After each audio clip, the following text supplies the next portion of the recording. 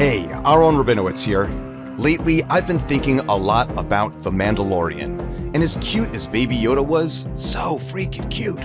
My mind has been more focused on Mando's cool weapons, especially the one called the Whistling Birds, which are essentially heat-seeking missiles. I love the deceptively simple effects around that weapon. Another example of a similar effect can be seen in The Fifth Element, arguably one of the coolest, most visually inspiring sci-fi movies ever made. In that film, Zorg shows off the ZF-1 rifle with guided projectiles, and I've always been fascinated by the mechanics of that effect. But recreating that in After Effects has always been a challenge. You'd have to animate each projectile separately if you wanted to hit a precise target. But with the introduction of new flocking physics in Trapcode Particular, you can drive the behavior of groups of particles and have them chase a specific target, even a moving one. With the addition of these new physics, the Whistling Bird guided missile effect and many other cool effects become a lot easier to create. And in this tutorial, we'll look at how to set that up. So saddle up, strap in, and prepare to Grogu where no one has Grogon before. I do want to warn you though, these particle physics can be somewhat unpredictable. And while we're unlikely to accidentally open a quantum singularity that swallows the planet whole, what I do here may not work for your footage in the same exact way. So the more you play around with the various physics settings and features, the more likely you are to understand the give and take of it all and how to get the best results for your project. So let's get to it. So here I am in After Effects. Literally, I am in After Effects. This is footage of me shooting my son's Nerf gun up on the roof of my building while New York City looks on with questioning eyes. So let's choose Layer, New, Solid. I'm going to name it Particular 1. And I'll make sure comp size here is selected, and I'll click OK. Then I'll choose Effect, RG Trapcode, and Particular. Okay, Particular has been added in. The first thing I'm going to do is just go over to the emitter here, and I'm going to choose Create Null. This will give me a null that is attached to the emitter, or rather the reverse. The emitter follows the null around, and I'm going to rename this null Null1. And I'm going to take this, and I'm just going to move it to the gun, just to get it set up right where the gun is going to fire from. Okay, close enough. We can finesse that as we go. So coming back into Particular, I want to make some changes to this. I do want it to be a point emitter, but I don't want it to be continuously shooting particles out. I only want those particles to happen on the first frame. So you could keyframe that, but there is a feature in Particular called Explode. So what happens is that on that first frame, that's where the particles explode out from. So I'm just going to move the Particular layer over to that first frame where I want the gun to fire, and we can see that the projectiles fire off in many directions. So the next thing to do is actually change the direction from uniform to directional. And I'm also going to crank up, for now, the number of particles just so that we can see what's going on here. We'll get a little bit of a better view. And if we check, we can see the particles are firing off. They're actually firing off to the side. So what I want to do here is actually change the direction. And to do that, I can go and grab hold of this null and hit R for rotation. And I'm going to set its Y orientation to 90 degrees. And if I ram preview now, you can see the particles are now firing out from it. Obviously, these particles are not moving as fast as we want them to go, but we'll get there. In the meantime, let's make these particles a little easier to see. So I'm going to jump into the designer. And here inside the designer, I'm going to hop over to the presets, and I'm going to go into the basics section, and I'm going to alt-click on the aux system. Alt-click or option-click, and this adds a child emitter to the parent. So we can sort of create a trail of the particles. This is going to help us see where they're going and how they're behaving. I'm also going to set the emitter type from emitter from parent behavior continuous over to from parent speed. So basically, as the particles speed up or slow down, we're going to have less or more particles. It just creates a more constant stream of particles being emitted from them. Now, with that said, let's go back to the primary system and get into the simulations. So we'll come to the physics here, and we're going to turn on flocking. And once we do, we can see the particles begin to behave as a group. They follow each other around. So even the ones that are shooting off in other directions are still coming back to be with each other. The reason they're shooting off in other directions is because right now flocking has them set to separate a little bit. If I were to turn this down to 0, they would all kind of come out together in the same direction and they'd stay pretty tight. But that's not interesting. So we want to have some amount of separation, right? But we also want to crank up the attraction a bit so that they're all trying to stick together, because that will really help our effect. Okay, there's plenty more that we could do here, but I'm going to move this back into the main After Effects composition so that we can see how it's interacting with everything we're doing. So I'm going to click on Apply, and here we go.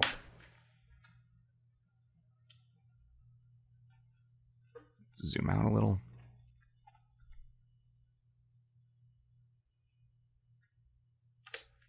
Okay, so next I'm going to add in a target for these particles to chase. So if I scroll down into my physics section here, you can see that we've got under flocking, we have a target position and a target attraction. Right now the target position is set dead center of the screen, and if I set the target attraction up really high,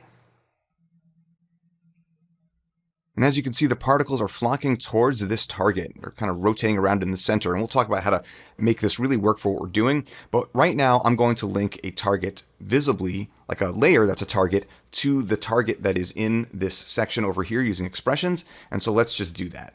I'm going to go into my project here, and I've got a little target that I've created, and I'll just kind of drop this in right here. Let me scale that to 50%. And also set the position, just hit P for position just so I can see it, and also make sure that it's 3D, and again, P for position just so that I can see just the position value. And in particular, I'll hop over to the target position right here. I'll hit Alt or Option click on this target position keyframe generator, and I'm going to then grab hold of this through an expression. And we're going to go over to the target position and link that. And it says that it's going to take its target position from this target layer, right? I'll hit Enter to confirm. And what I'll do is I will take my target layer and I'm just going to drag it over to here. And what happens is the particles almost like they lose it, right? Look what happens here. And one of them seems to kind of know where it is. The rest of them are sort of just kind of going with the flow. So what we have to do is actually set up a couple of other different parameters on here. So with particular selected, going to head down to my flocking, and I'm going to set my target attraction up quite a bit. And I'm going to set the range of view a bit higher. And I'm going to set the field of view to 360, or one full rotation, meaning that the particles can see behind their head as if they were alive, right? So they have eyes that see in front of them and behind them. RAM preview. And it's all going nicely over to there. So it's trying to hit the target. There's reasons why it's going past it, because again, there's too much speed. It's got a little bit too much velocity going on there. So they're kind of running around it in circles. Let's do a little more to this. So next thing I'm going to do is move over to meander. I'm going to enable the meander, and I'm going to crank up effect direction. Maybe not that high. Let's go with something 64 like that. Let's see what happens. That's definitely starting to look a bit cooler. I might want to crank up their separation a bit and see what happens. That's too much, but what if I set it to 20?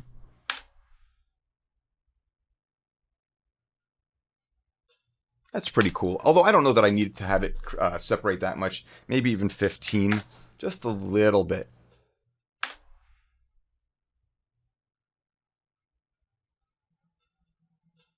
And that's pretty cool. If you're not liking some of this jaggedy kind of motion, a lot of that has to do with the meander controls. So we can hop in here. We can try playing with the meander scale, crank that up a bit. And I've jumped ahead a little bit as I've been playing around, but the bottom line is that it's, at the end of the day, an interplay between all of these different things. You can see these settings right here, and you might say that these should work for me, but then you'll try it in your comp and it won't be exactly as it's supposed to be. So you have to play around with these things. One factor that is really important here is the maximum speed. That is set to 1,000 right now. And so the particles are kind of going off a little bit here in their direction, and then they're just taking off. You'll see that they just kind of take off. They take off to follow the thing. But if I want to get them all started moving in the same direction, I'm using a directional emitter, I should probably crank up the velocity. So I tend to like to match my velocity number with the maximum speed. So I'll set it to 1,000 as well. And that's definitely looking more like I want it to look. Now, the next thing I want to do is have the particles die when they hit the target. And there's a couple of things counting against us right now. I'm firing it dead on to the target, and this target is actually a two-dimensional layer that's sitting in 3D space. Chances are the particles are going to miss it, and they're going to end up orbiting around it. So even if I were to turn on, let's say we go into the physics here, and I turn on bounce, right? And I enable bounce, and I tell it to use the target as the bounce layer. I'll set this to effects and masks. Not really important, but if you do have any effects and masks on your target layer, you definitely want this turned on. And instead of infinite plane, I'm going to choose layer alpha so that it hits only where it strikes the actual target, not the bounds of it, not the place in Z space that it's at. And I'm also going to change it from bounce to kill. And one other thing I'll do is, just so that we can see what's going on, is I'm going to change the color of these particles for now to a really gross green. And if I do a RAM preview, I can see that these particles are orbiting around the target. And if you want something super cool that you may not know about, is I can tell Particular to treat this 3D layer as if it were sitting inside the particle system. So I'm just going to head over to my visibility settings in Particular. And within that, I can choose an obscuring layer right here. So I can choose to use the target. And again, make sure to set it to effects and masks just in case you've got those. And now if we take a really close look at what's going on here, you can see the particles are going behind it now and in front. Pretty cool. And that could be really useful with smoke or something else that you want to be orbiting it. But in this case, I don't really need it. I just wanted to show you that it was possible to do that. Let me undo. I want to make this even a little easier to see, and part of the problem is that the parent particles are the same color as the child particles. So we can go into the designer here and we can make a couple of changes that will just help us to see the difference between the parents and the children, right? So I can set the color of the parent right here is green, and for the child, go into the color. Now you'll see if I make this something like, I don't know, let's go with something like purple, right? That should stand out pretty well, and just make it a little more violet and yeah, like that. But obviously that didn't work. And the reason is because the particles are getting their color from the parent right here. So I want to say 0% to that. So now we see the parent particles are these green ones. And I'm even going to go into the size of the parent right here. And I'm just going to raise their size up a bit.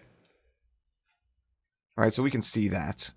That's a little bit too much though. So let's get it down to something like that. Yeah, that's good.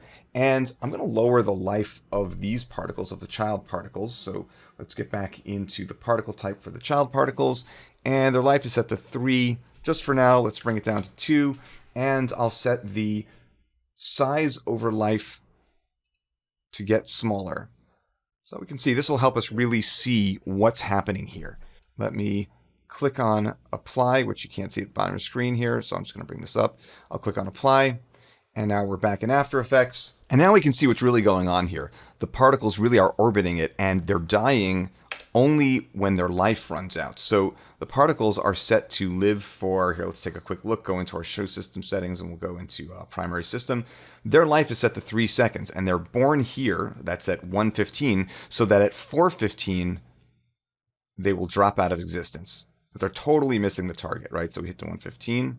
And they're dead, right? So we're missing the target there. So a couple of things that we could do to fix this. What works will obviously depend on your particular situation. So let's look at a couple of things. One of them is the obvious, which is that this is a target that is two-dimensional, sitting in 3D space, and the bullets or whatever are flying towards this target. We should have the target facing them, right? So we can try rotating, and I can set my Y rotation to 90. And if I do a RAM preview now, let's see what happens. That actually worked pretty well. Maybe 1 or 2 of the particles missed. And by the way, my ultimate plan is to lower the number of particles in here. So I might want to even just right now see what happens if I set my emitter to have, let's just say we say 30 particles per second. What does that give me? That's only 1. So let's try to make it, let's try 100.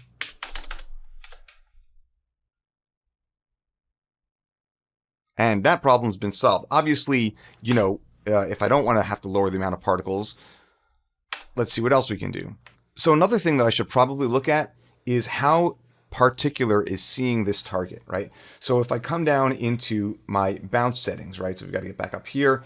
We have it set to layer alpha, and I could choose something like layer size, which is just slightly bigger than it, or I could choose infinite plane. So basically, if the particles hit anywhere on this sort of invisible wall, this layer exists in 3D space, and it's got an infinite XY dimension. So anywhere in 3D space that it strikes, even up here, or here, or here, as long as it's on the plane in 3D space where this layer exists, and it's going to be because it's all moving in this direction, that'll work. Sure enough, it totally kills the particles. And so that's another way to do it. But if you really wanted to be precise, that's not the best way. Like, I prefer having it hit the actual target. So I'm going to undo that. And we can also try playing with the meander a bit, or the flocking, and just see what we can do to get them to come closer together. I can lower the effect direction for meander, maybe set it to 30. And look, the particles all come together and they hit the target and they die, and that's pretty awesome. But that, again, may not be the solution for you. Again, you have to try different things. One thing that will also really help is having a little more distance between the target and the explosion, or rather the particle emission. So let me get this target back to rotation of 0. And instead, I'm going to push it out in Z space. So I'll just set up to go further away, back in Z space. And if we let this go now, the particles are all now traveling further away. They're heading off into Z space to hit the target. But wow, that did not work. But why? Okay, so probably the problem here is that the particles are having trouble seeing the target because it's so far away now. So if I head back to Particular and I jump down here into flocking right here, and if I set up a target, not target attraction, let's go with range of view. Let's just crank that up so we can really see far away. Now it looks like they're going to head off in the right direction. So let's take a look at that. I think we mostly got that on the first shot, but one particle overshoots but eventually hits. So we could probably even crank up the target attraction maybe, or even just, again, get the range of view up a little higher, maximum there, and just bring up the target attraction a little bit, and then try again. And yeah, that seems to have done the job. Okay. So I want to take a break for a moment from the project we're working in just to show you one more solution that doesn't make sense there, but will make sense here. So I've got this Stormtrooper that is an Element 3D layer. I had brought it into Cinema 4D, then I exported it to Element. And the thing is that the way After Effects treats Element layers, the same way that it would treat a 3D render, is that it is a 2D layer that looks like it's in 3D space, but it's actually a 2D layer that is not existing in 3D space. So if we look at this Element layer, for example, right here, we look at this one called Trooper, right? So we can see that it's being treated as a two-dimensional layer, not 3D. So the target is in 3D space. So I need something for the bullets, for those particles to hit. So what I did was I just figured out where this Trooper was in 3D space, and Element has tools for that. And also, if you're working in and creating in it, you'll be able to set the position in 3D space. And then I created another layer, an invisible layer. It's turned off, but it's there. And it's a flat 2D layer. So it's a 2D layer sitting in 3D space, the same as our target. And I have the particles coming and striking that. So they bounce on the black solid and they die, right? So it looks like they're hitting the Stormtrooper, but they're actually just hitting this black solid. And so you get the same kind of effect without having to have this be a 3D layer. Now, something else I want to point out is that you may be wondering how I got these particles to shoot off backwards and then come back around. But if you can see, I have the target. In this case, it's a null, not the image of a target, but I linked the target from the effect to a null in 3D space. I animated the null. So first they fly off trying to hit the target here, and then I animated the position of the target to be right there, and it hits the Stormtrooper, and he's dead. The end. Okay, now let's get these particles to look the way they should, to be smoky, fiery little things that are coming out of the gun. So I'm going to jump into the designer and start making a bunch of changes. For the emitter type, I'm just going to set the particles per second down to, let's say, 75. And just so you understand, particles per second means that over the course of 1 second, there will be 75 particles shooting out of it. But since we're only using one frame out of 1 second, we're getting only 3 particles here. So that makes sense. Okay, I could mess with the velocity in here, but I'll leave it alone for now. But I will make sure that these particles have time to live and die. And so for the particle type here, I'll set their life seconds to 5. Okay, now I'm going to move into the child particle system. And here's where we're going to make a lot of changes. So let's take a look at the emitter type. We're going to say particles per second is 50, which is just perfect for what I want to do. I'll set the motion now for a velocity of 2, right? So right now the particles are not moving at all. They're actually just kind of moving. They are, well, they are being dragged by the parent particles a little bit. That's why they're kind of moving, but they're not being shot away from the parent particles. They're kind of being dragged with it. So I actually want to create some velocity here, but very little, like 2, velocity of 2. So if we see that they're starting to break up there. Now, part of the reason you can't see some of this stuff is because we have our size and our opacity kind of not the way that I want them to look. So let's just go into the settings for the particle type and change it from a sphere into a cloudlet. And we'll set its life to 3. So they live a little bit longer, looking good. And okay, I'm going to go into the color from at start. We'll set it to random from gradient. I'll choose a preset of white to black. I'll set the first color not to be white, not quite white, just to be gray. I'll set the second color to be not quite black, more of a dark gray. I'll click OK. I'll go back to the particle type and make sure that the blend mode is not set to screen. It's set to normal. So that's what we should be seeing is smoke there. And for the size, again, I want them over their life to actually get bigger. So for size, first of all, I'm going to set them to 5. And I'm going to reverse this. So now it's getting bigger over its life, but I don't want them to start with no size at all. So I'll go into the curve here and I'll just grab hold of this curve right here and I'll raise this one right here. And so they start off at mid-range and then they get to the full size there. I'll also choose a size random of, let's say 33%. Okay, I'm going to work with the opacity as well. Over their life, I do want them to lose opacity. So they'll start off visible and then turn invisible over time. And then I also want to set their opacity down to a much lower number. I'll set their opacity to 20. And then from there, I'll also set their opacity randomness to 25. One last thing I want to do is go into the rotation, and I want to set the random rotation all the way up to 100. So the particles are rotated so they just don't look the same. Okay, I think we've got something that we can work with here. And let me click on apply and we'll hop back in here. And okay, so far so good. I mean, I think that's looking pretty good. Obviously the green stuff we don't want to see, and that's actually there just to help us to see where the particles are. I can actually just turn off this system for now.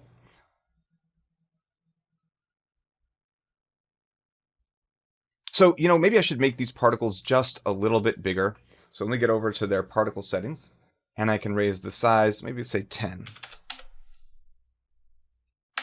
And do a RAM preview. And if I'm doing that, I might want to lower the opacity again. So maybe take it from 20% opaque to 10%.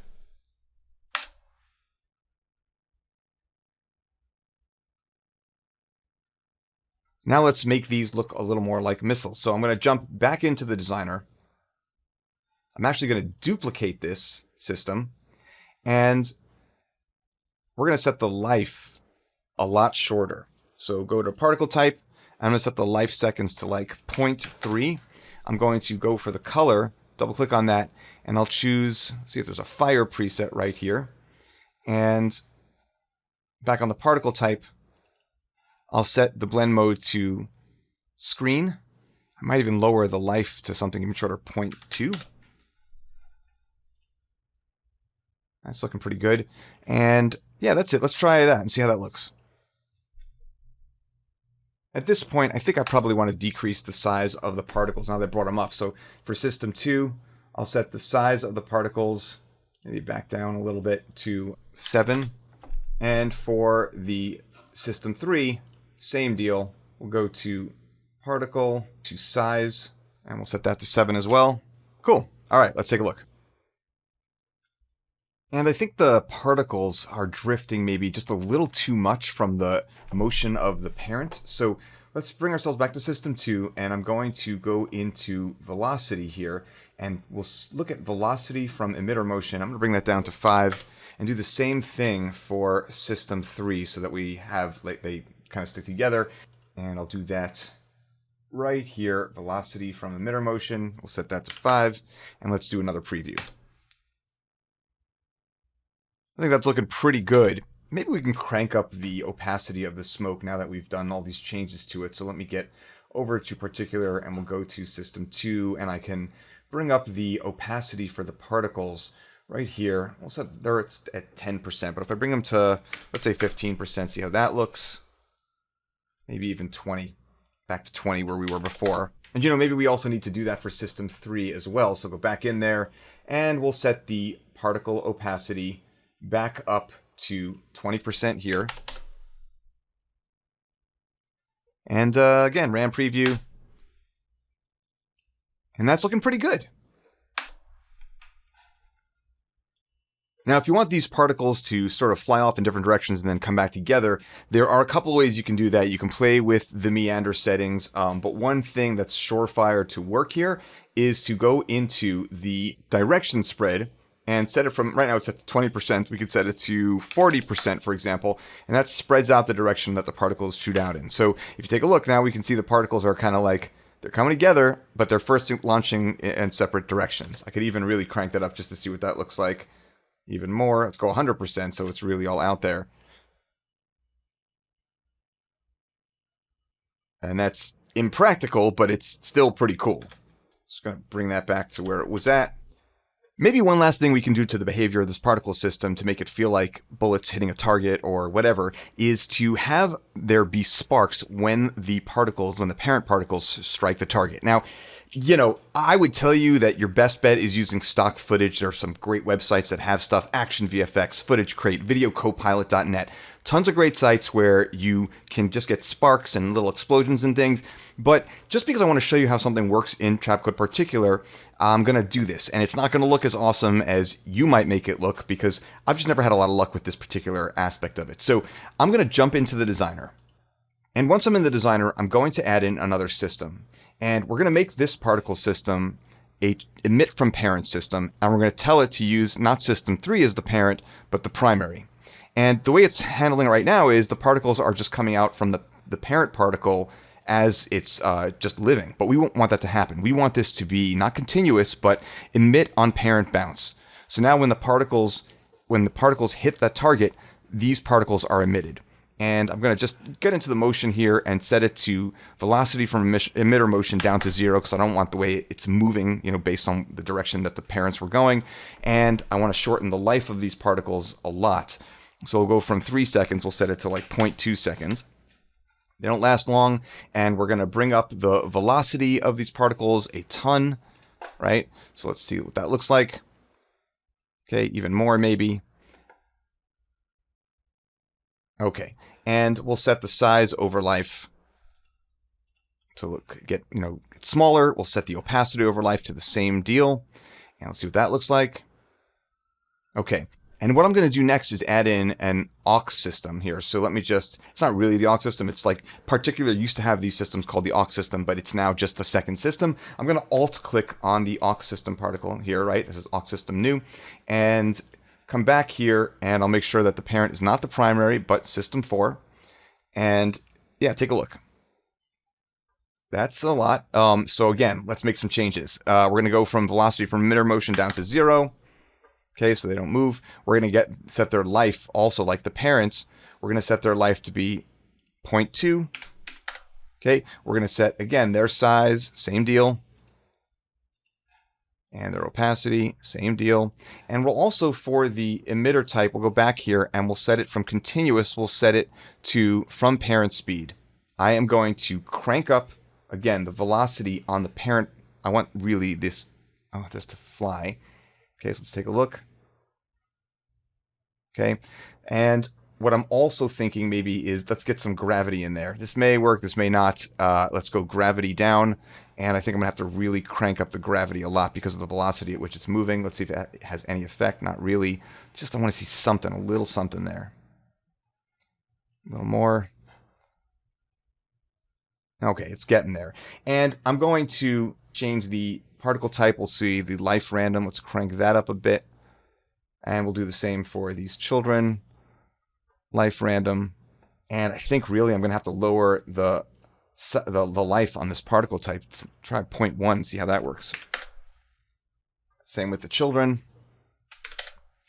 And I think we've got what looks like some kind of spark. And I guess we can change the color here to something yellowish, orange, you know. And okay, and then make sure to change the blending mode to screen, or maybe even add. I'd probably lower the saturation on that color. Yeah, like this. Make it something more like that. Yeah, and click OK. It's okay.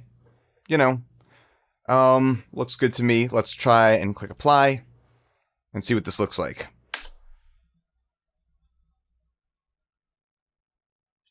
Okay, I don't love the way the sparks look. There's also an issue with the fact that the layer is a normal blending mode, but the sparks are supposed to be add or screen or whatever. And we're going to look at ways of dealing with the different kinds of blending modes we've got mixed together. But I do want to show you how you can add in another target, for example, so you can have different bullets going to a different target. And it's pretty simple. What I'm going to do here is I'm going to duplicate particular 1. And I just hit Command D or Control D, depending on your platform. I'm going to name this particular 2.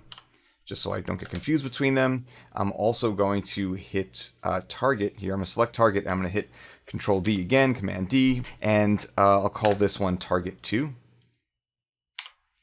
Okay, and back in particular 2, let me just make sure I select the primary system, and I'm going to hit EE to reveal all expressions, and I'm just going to change this part here that says target to target 2. That's the expression we use to link our particular target to the layer that's a target. So now we've got it going to that one, and I'll click Enter, and then I'm going to grab hold of this target 2, and I'll just move it a little bit here, move it a little bit here, maybe drop it a little further back in 3D space. Okay, let's see how that looks. And you know what? I realized something as we're looking at this. I forgot to set the right bounce layer. So I have to go back into particular 2, and I just need to get into the bounce settings here and make sure that we set the right bounce to not target, but target 2. And let's do it one more time. And that's looking much better. Okay, great. Now, if you add some motion to your targets, in this case, I've added the wiggle expression to both targets and they're just kind of moving around, the particle system will chase it and you can get some cool looking fun effects out of that as well. Up until now, everything we've covered in this tutorial has really been of more of a technical nature, how to set up this effect and set up its behavior, but the rest of it is going to be more like the look and compositing, and for that, it's going to depend on the tools that you have. If you've got something like Red Giant Supercomp, which is a plugin for After Effects that makes compositing really easy, then it's going to be a lot easier. For example, you don't need to separate out your glowing elements from your smoke, and in that case, you can just sort of add a glow to it and it'll all composite nicely. But if you don't have Supercomp, like most people, then you're going to need to separate out the elements, the fire versus the smoke. And, you know, one thing that's really cool is that we could add a lens flare to the tip of every particle system. And I don't mean like crazy-ass J.J. Abrams lens flares, but maybe some glints and glimmers that will follow it that we don't need to even keyframe or whatever. We're just going to use VideoCopilot's optical flares for that because it has something that makes it really easy. So we're going to cover all of that now. Okay. I've simplified the project just to have us working with one layer of particular, and we're going to play with first Supercomp, and only because that's a really simple solution that goes very quickly, and then we'll look at how to do more complex stuff. But Supercomp does a lot of the heavy lifting when it comes to compositing, and we are going to encounter one or two problems along the way, and I'll do my best to help you figure out how to solve those. So I'm going to select particular and the background, and specifically not the target, and I'm going to choose Effect, RG, VFX, and we'll go with Supercomp. And once I'm there, I'm going to select my particular layer, and I'm going to hit the plus button, and I'll choose Optical Glow.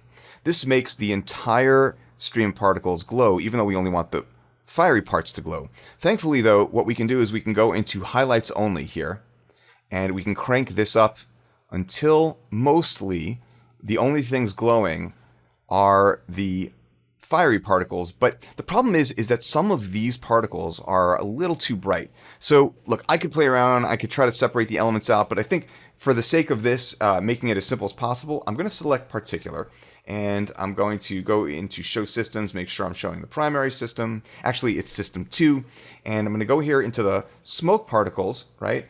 And we'll go into the color, which is set to random from gradients, and we're just going to go into the color over life graph, and we're going to set this from a brighter gray. We'll set this to something a little bit darker, and we'll set the dark particles to even a little bit darker.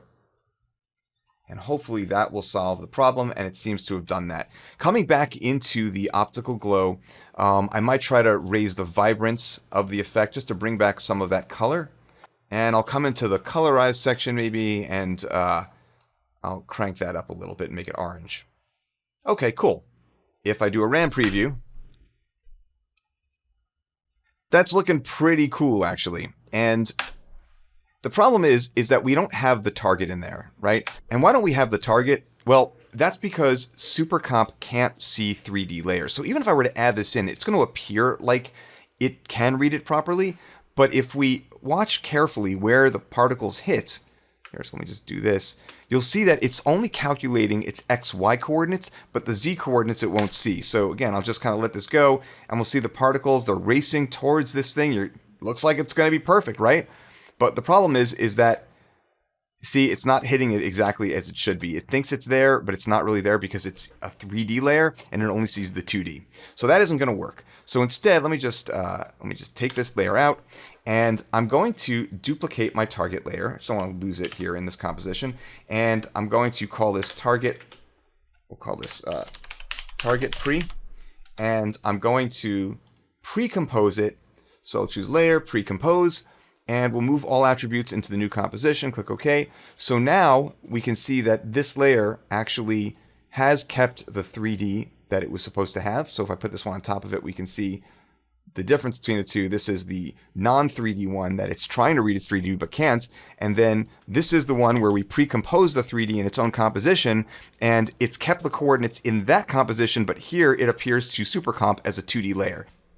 And if I do a RAM preview, I can see that it's looking really good, except I don't love the sparks at the end, and I'm probably just going to remove those two particle systems that were added just because I don't love them, and I'll probably use something like stock footage. But maybe you can get something better, and either way, it's good to know that you can create these kinds of effects through interactions with a layer. Okay, so let's now take it back and start again without Supercomp. So first thing we have to do is separate out our elements, our glowing elements from our non-glowing elements. In this case, I've got particular, and I've got these different systems, right? So system 2 is the smoke, system 3 is the fire, system 4 and 5 are those sparks at the end that we will never speak of again. I turned them off. And let's duplicate our particular layer, Control D on Windows, Command D on a Mac. And in my first system at the top here, I'm going to name this fire, and the one underneath that I will name smoke, and I'll select the fire system and twirl down show systems, and I'll turn off the smoke. And then on the system below it, on the smoke, I'll just turn off the fire, which is system 3. Okay, then I'm going to set the fire layer to a blending mode of add, and then I'm going to add in, let's try the standard After Effects glow. So effect, stylize, and we'll choose glow. And I gotta tell you, it's been a long time since I've played with this one, since there's so many other better glows on the market. But let's do this. Let's lower the glow threshold and raise the glow radius a little bit, and the glow intensity maybe. It's not really gonna do much. I don't think we're gonna get much out of this. But what I can do is change the color A and B. So I'll set it from, instead of original colors, let's go to A and B colors. I'll set this one to orange, right? And I'll set this one to sort of a dark orange. Okay, and we'll bring up the glow intensity. There's the radius, and we definitely want to lower the threshold so we're getting more of this. Look, it's not great. I mean, you know, it's kind of a game playing with After Effects' standard glow. It's not awesome, but it's been there a long time and it's free. And if you have After Effects, and you know, it looks okay. It's not ideal, but hey, I'm okay with it as it is. But I'd rather use Optical Glow from Red Giant, and there's definitely other optical glows out there, but let's just use Optical Glow from Red Giant because that's what I've got. So with my fire selected, I'll choose Effect, RG, VFX, and then I'll choose Optical Glow. And already that's looking super cool, but a little too intense. So I'm going to play with, again, highlights only. Even though I really want to glow the whole thing, I'm going to lower the amount, lower the size of it, something like that. And let's turn up vibrance a little bit, you know, and I'm going to colorize this again towards orange, like I did before. And, you know, we can try raising the size a little bit, lowering the amount, you know, again, it's pretty cool. Make this a little more orangey. And now we've got them combined, and it's really cool.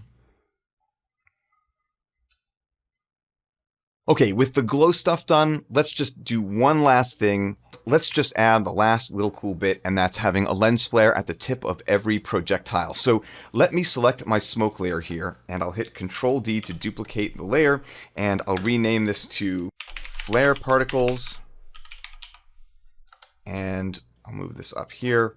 And we're going to go into Show the Systems, and we're going to turn on that first system, that green one that we weren't using before, but we need it for something. And so let me just go into the primary system here and change the color from that green into white. Click OK. And what we'll do is, from this point, we're just going to shut this off. We don't need to see it anymore. And I'm going to choose Layer, New, and Solid, and we'll call this layer Flares.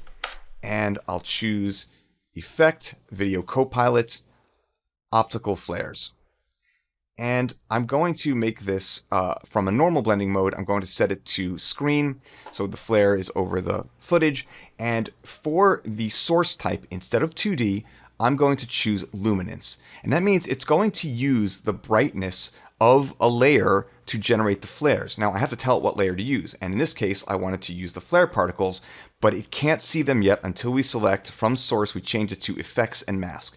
Now the tips of these particles have flares. So I don't like the way that these flares look, so I'm going to go into the options, and inside here I'll choose a preset under lights, beach. It's one of the first ones, if not the first.